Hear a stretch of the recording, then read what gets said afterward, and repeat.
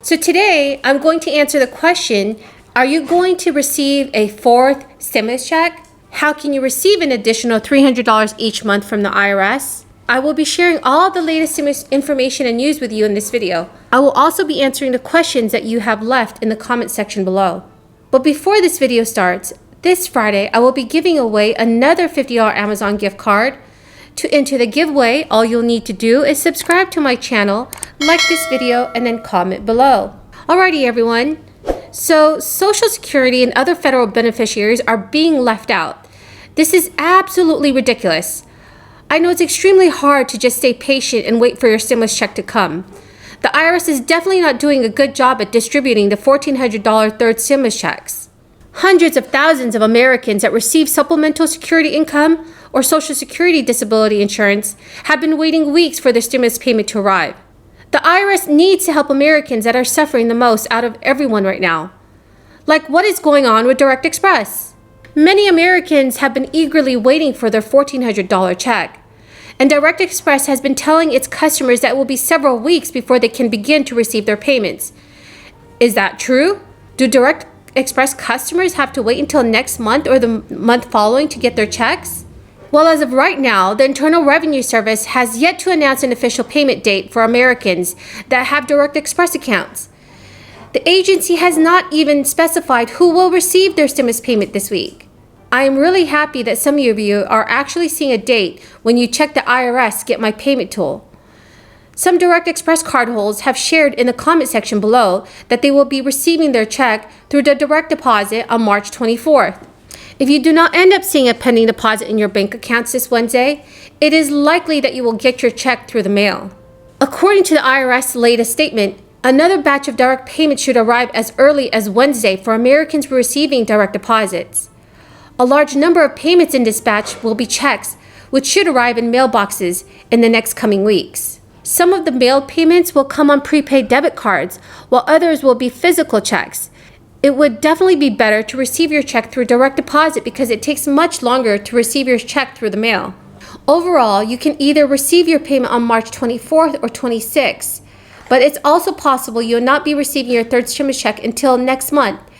It is really unknown whether the IRS or Direct Express is having technical difficulties right now, which could explain why some Americans are not seeing any new updates or pending deposit.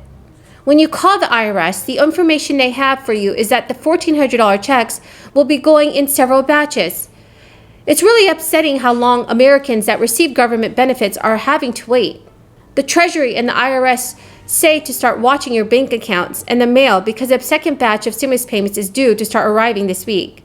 The IRS Commissioner Charles Redding said, "We urge people to carefully watch their mail for a check or debit card in the next coming weeks." According to a banking industry official, the IRS is making about 17 million direct deposits with a payment date of March 24th and is beginning to mail about 20 million checks and debit cards.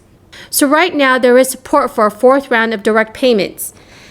In early March, a group of 10 progressive senators that includes Elizabeth Warren and Bernie Sanders asked President Joe Biden to include recurring stimulus payments in the next spending bill.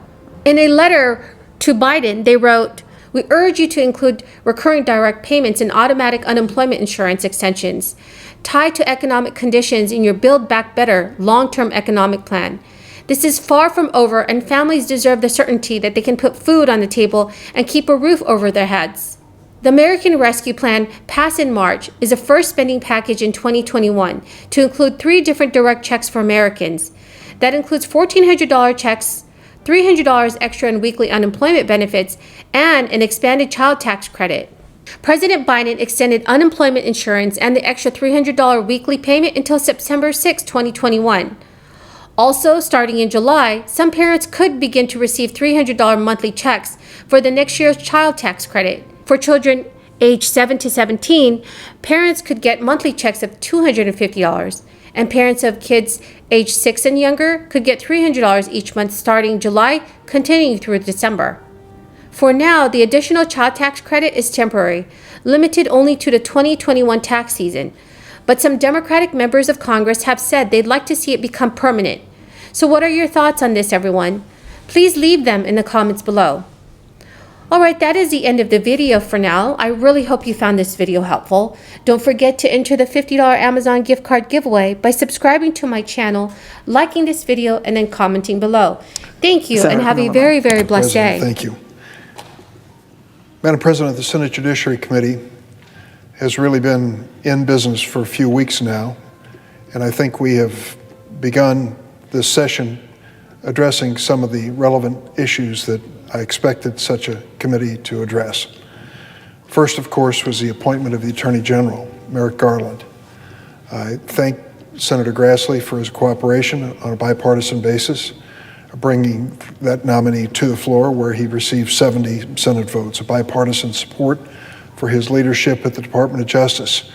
We continue this week with two more of President Biden's appointments to the Department of Justice, Lisa Monaco and Vanita Gupta. They will be considered by the full Judiciary Committee on Thursday. The resilience and reliability of our critical supply chains. This is a critical area where Republicans and Democrats agreed. It was one of the best meetings. It's the best meeting I think we've had so far, although we've only been here about 5 weeks.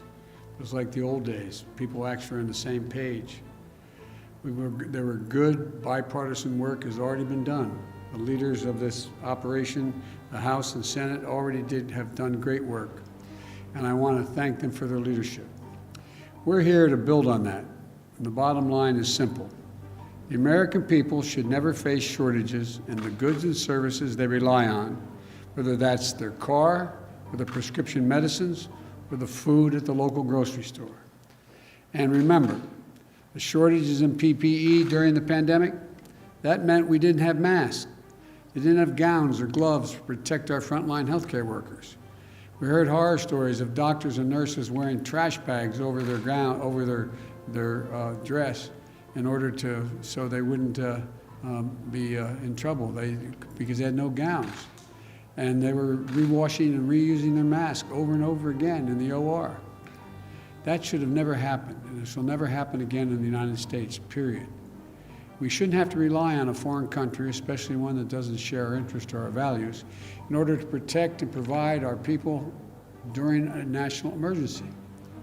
That's why one of the first executive orders I signed, as some may remember, was to ensure that we're manufacturing more protective equipment for healthcare workers here at home.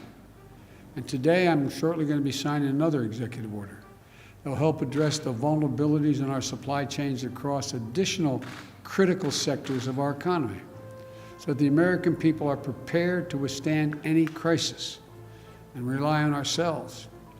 This is about making sure the United States can meet every challenge we face in this new era, pandemics, but also in defense, cybersecurity,